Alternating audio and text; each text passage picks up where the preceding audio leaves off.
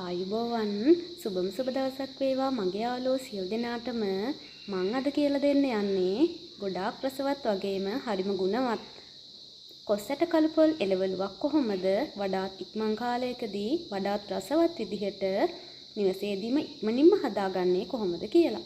අපි දැන් බලමු මොනවද අවශ්‍ය වෙන්නේ කියලා. ඔයාලත් කොස්සට කළුපොල් එක හදාගන්න එකතු කරගන්න කොස්සට ටික හොඳට සෝදලා මෙන්න මේ වගේ පැලෙනකම්ම හොඳට තඹ ගන්න. ඊට පස්සේ වතුර ටික පෙරලා මෙන්න මේ වගේ අරගන්න. මිරිස් කුඩු හරියටම තේ හැඳි 1යි 3-5 හරියටම තේ හැඳි 1/2යි කහ කුඩු තේ හැඳි කාලයි ගම්මිරිස් කුඩු තේ හැඳි කාලයි ලුණු රස අනුව අවශ්‍ය ප්‍රමාණයට එකතු කරගන්න පුළුවන්. ඒ වගේම පොල් ගාලා මම කිරිමිරික ගන්න කලින් බොහොම පොඩි ප්‍රමාණයක් අයින් කරගත්තා.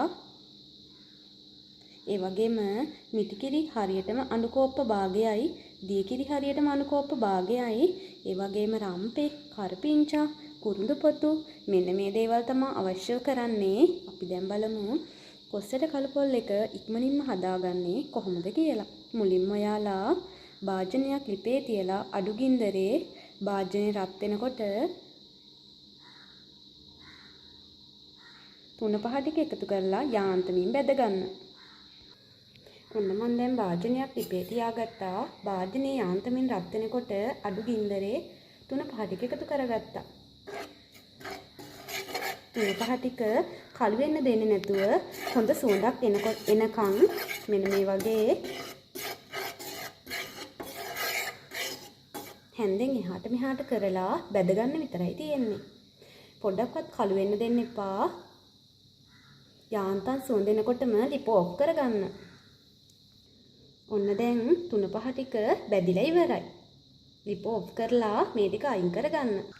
ඔන්න මම දැන් ආයෙත් ඒ භාජනයේම ලිපේ තියාගත්තා. යාන්තමින් රත් වෙනකොට මිරිස් කුඩු එකතු කරන්න. මිරිස් කුඩු ටිකත් ඉස්සෙල්ලා වගේම යාන්තමින් බෙද ගන්න. කළු කරගන්නම එපා. හොඳ සුවඳක් එනකොට ලිප ඔෆ් කරගන්න. ඔන්න දැන් මිරිස් කුඩු ටිකත් අවශ්‍ය ප්‍රමාණයට බෙදලා තියෙන්නේ.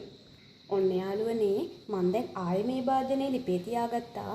අපි දැන් ඔයාලට මතකයි නේද මම කිව්වා පොල් ටිකක් අයින් කරගත්තා කියලා. දැන් අපි පොල් ටික අඩුමඩු ගින්දරේ මෙන්න මේ වගේ බැදගමු. පොල් ටිකත් ලස්සන පාටක් වගේම හොඳ සුවඳක් එනකොට කර වෙන්න දෙන්නේ නැතිව ඉක්මනින්ම ලිප ඔෆ් කරගන්න. පොල් ටික මෙන්න මේ වගේ පාටට ඒ වගේම හොඳ සුවඳක් එනකොට ලිප ඔෆ් කරලා භාජනයකට අයින් කරගන්න. ඔන්න යාළුවනේ මම දැන් කුරුඳු පොතු ටිකත් ඒ වගේම කබලෙ බෙද ගන්නවා.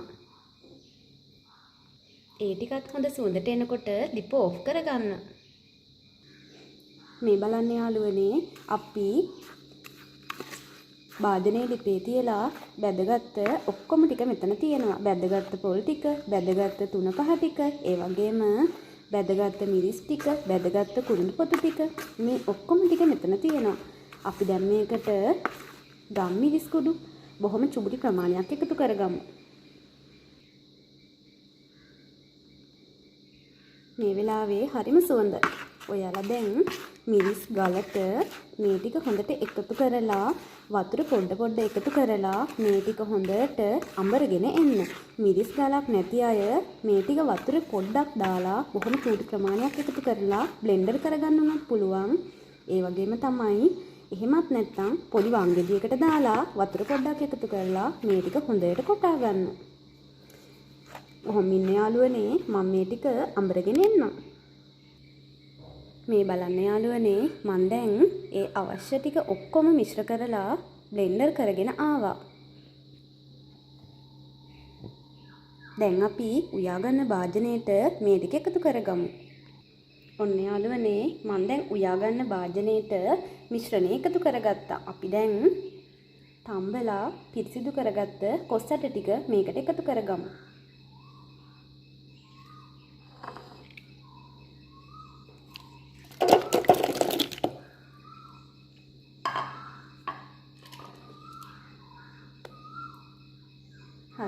ඒ වගේම රම්පේ, කරපිංචා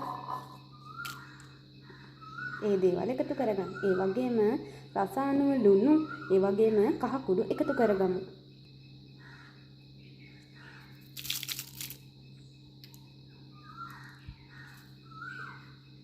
හරි. දැන් අපි අවශ්‍ය දේවල් ඔක්කොම එකතු කරගෙන තියෙන්නේ. අපි දැන් දීකිරි ටික එකතු කරමු.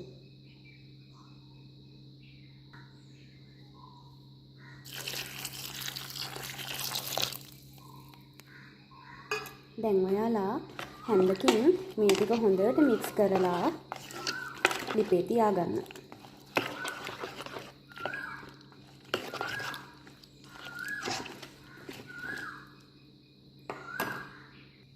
ඔන්න මම දැන් ලිප ඔන් කරගෙන මේ ටික ලිපේ තියාගත්තා. අපි දැන් අවශ්‍ය ප්‍රමාණයට ගින්දර එකතු කරලා මූඩිය වහලා හොඳට තැම්බෙන්න දෙමු. දීකිරි ටික යාන්තමට හිඳිලා එනකම්ම ඔයාලා සැරින් සැරේ භාජනයේ පියන අයින් කරලා හොඳට මික්ස් කරගන්න. ඊට පස්සේ දීකිරි ටික හිඳනකම්ම හොඳට පාඩුවේ තැම්බෙන්න දෙන්න. දීකිරි ටික හිඳනකම්ම සැරින් සැරේ මෙන්න මේ වගේ කවලම් කරගන්න.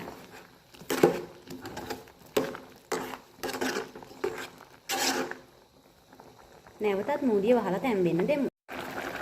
ඔන්න යාළුවනේ මම මේ වෙලාවේදී ගොල්ක කෑල්ලක් එකතු කරනවා. ඔයාලත් හදන කොසැට් ටිකේ ප්‍රමාණය අනුව ගොරක අවශ්‍ය ප්‍රමාණයට එකතු කරගන්න.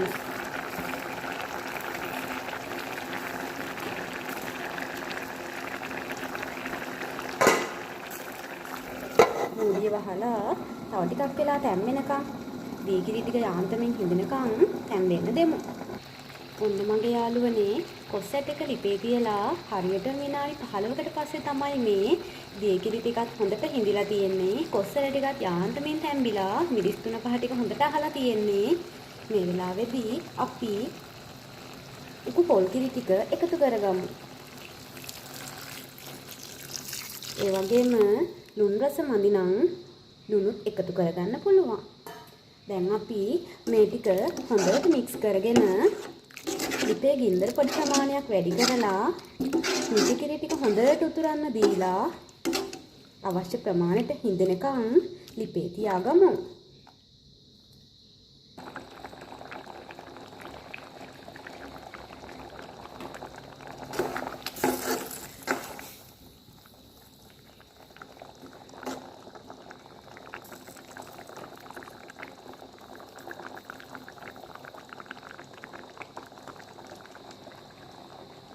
මෙන්න මේ ගානට එනකොට ඔයාලත් ලුණු මදි නම් ලුණු එකතු කරලා ලිප ඔෆ් කරගන්න. මේ වෙලාවේදී හරිම සුවඳයි. ඇත්තටම ගොඩාක් රසයි. ලුණු රසත් ගානටම තියෙනවා. මගේ යාළුවොත් මං කිව්ව විදිහටම හදලා බලන්න.